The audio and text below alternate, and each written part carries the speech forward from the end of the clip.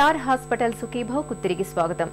తల్లిదండ్రులు ఎన్ని జాగ్రత్తలు తీసుకున్నా పిల్లల్లో అతి చురుకుదనం తగ్గనప్పుడు ఆధునిక మానసిక వైద్యంలో చక్కటి మందులు, బిహేవియరల్ థెరపీల వంటి చక్కటి చికిత్సలు అందుబాటులో ఉన్నాయి. వాటి గురించి ఇప్పుడు తెలుసుకుందాం.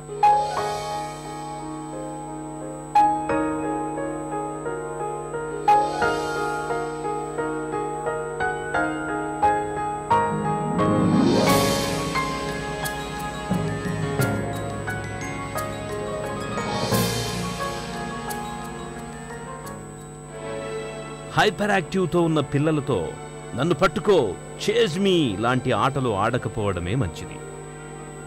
ఇవి వారిలో చురుకుదనం పాళ్లను మరింతగా పెంచుతాయి. ఆకలి, నిద్రలేమి వంటివి పిల్లల్లో చురుకుదనాన్ని పెంచి పోషిస్తాయి.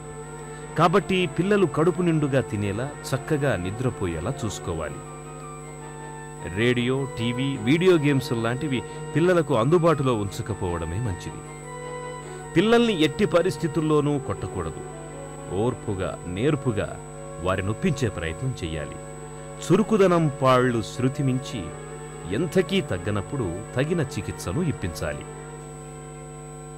ఇప్పుడు సివియర్గా ఉండి నో వే కూర్చోలేకపోవటం, కాన్స్టెంట్గా మోటార్ లాగా తిరిగే కిడ్స్కి మాత్రం మెడికేషన్ చాలా ఉపయోగం అండి. అది జస్ట్ మిరకిల్ లాగా పనిచేస్తుంది అనమాట. ఒక్కోసారి మెథైల్ఫెనిడేట్, డెక్స్ యాంఫిటమిన్ అనేది కూడా కొత్తది వచ్చింది. సో ఇవన్నీ కూడా చాలా ఉపయోగం అన్నమాట. ఫోకలిన్ అంటారు అమెరికాలో. Nice compound that's useful for ADHD that I use first line.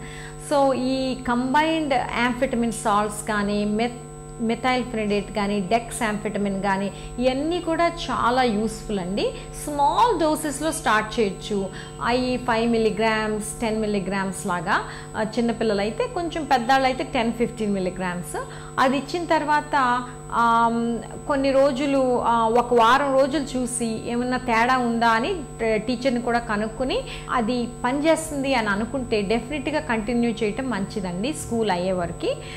మీకు ఎప్పుడు ఇష్టం లేకపోతే అప్పుడు ఆపేయచ్చు మెడికేషన్ని. అది సడన్గా ఆపినా ఏమి అవ్వవు ఈ యాంఫిటమిన్స్. చాలామంది ఏమడుగుతారంటే నన్ను,